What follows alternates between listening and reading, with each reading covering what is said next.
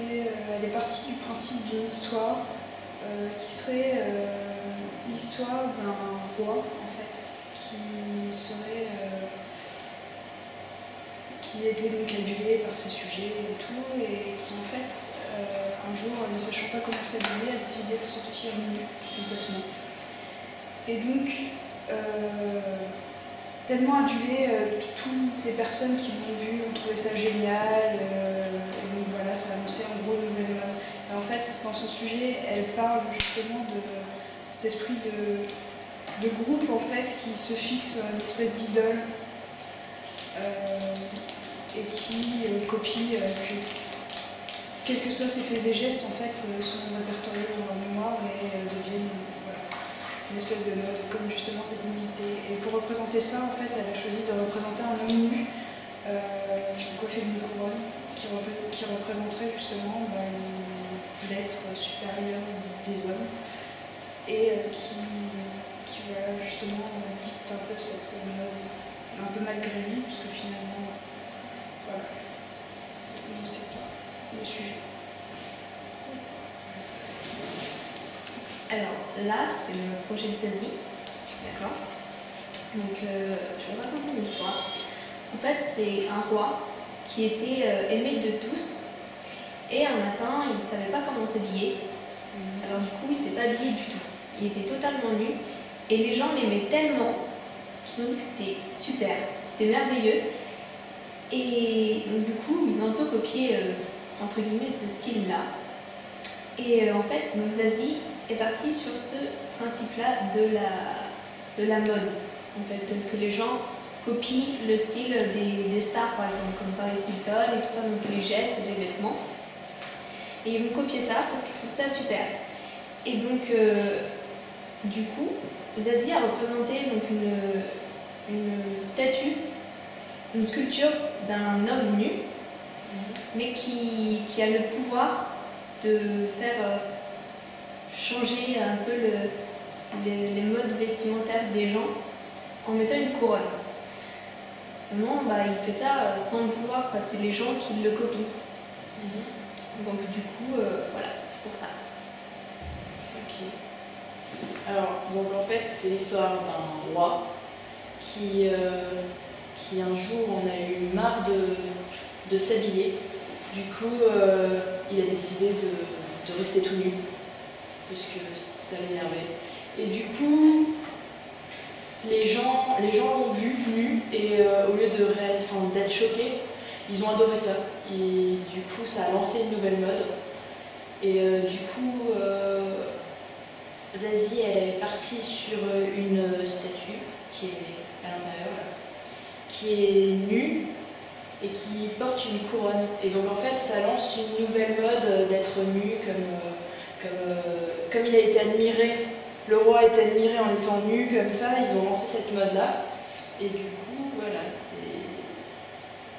En dessous, il y a une statue d'homme nu avec une couronne, pour montrer que c'est lui le chef du mouvement de la nudité. T'as compris? Alors en fait, c'est l'histoire d'un roi dans un royaume, et il était tout le temps tout nu, et les gens le regardaient tout le temps, et il était tout le temps tout nu, puis il savait pas quoi faire. Et en fait, ce que tu vois là, il y a une boîte en face de toi, et en fait ça c'est sa robe. Donc c'est une robe qu'il portait quand les gens n'aimaient pas qu'il était tout nu, il mettait la robe.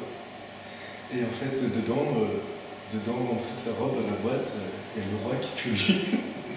Et il attend, et il a sa couronne sur la tête. Parce qu'il est le roi. Et les rois, ils ont une couronne sur la tête. Ils savent que lui, il est tout nu. Alors en fait, c'est l'histoire d'un roi qui se promène toujours tout nu dans son château. Et ça dérange les gens. Et ce que tu vois en fait devant toi, c'est sa robe. Et à l'intérieur, il y a le roi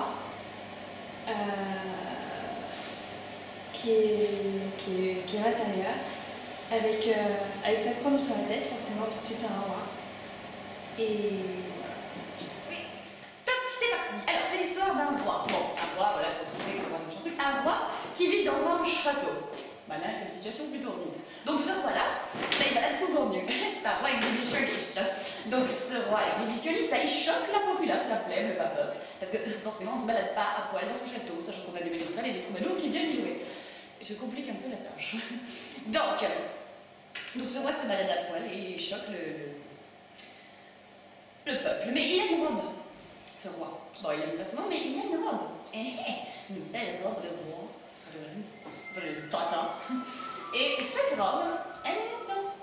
Là-dedans. La robe du roi. Avec le roi lui-même. Il est caché là-dedans. Avec son truc, là, sa couronne, sa robe. Et en plus, cette fois-ci, il n'est pas nu. En fait, c'est l'histoire d'un roi qui vit dans un royaume, forcément. Et en fait, il a l'habitude de vivre dans son château nu. C'est quelque chose qu'il aime bien. Il aime bien voir un peu, c'est un plaisir d'avoir la bite à l'air. Et puis c'est vrai qu'un jour il se baladait comme ça dans son château et étant trop détendu, il passe la porte, oubliant que cette porte donnait en fin de compte donc sur la cour où avait en fin de compte lieu de vie, marché, paysans, etc. Il passe la porte et se retrouve comme un con face à tout le monde, nu, la quéquette à l'air, rouge, il ferme, il s'en va vite. Et rouge de honte, complètement perdu par ses émotions, il monte en fait dans la chambre de la reine, pensant que c'était sa chambre, ouvre le placard de la reine, pensant que c'était son placard, prend une robe, pensant que c'était la robe royale, en fin de compte c'était la petite nuisette de Nelly, forcément sexy de la reine. Et puis portant ça, allant au repas, se retrouvant encore une fois devant la table de dîner, se retrouvant la nuisette et la quéquette à l'air.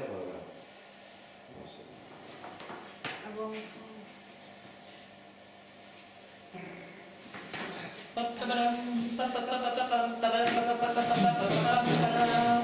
mon Dieu! C'est l'histoire d'un roi invisible en fait. C'est vraiment une blague de mauvais goût, merde, de mauvais goût! Ça convient un mec à poil comme ça avec Je suis déçue. genre une salade, une nuisette en ventre bleu, et ben j'irai rien. Moi de toute façon j'y croyais pas. De toute façon je sais, ça c'est encore un truc d'arabe, pareil je me casse. Ouais,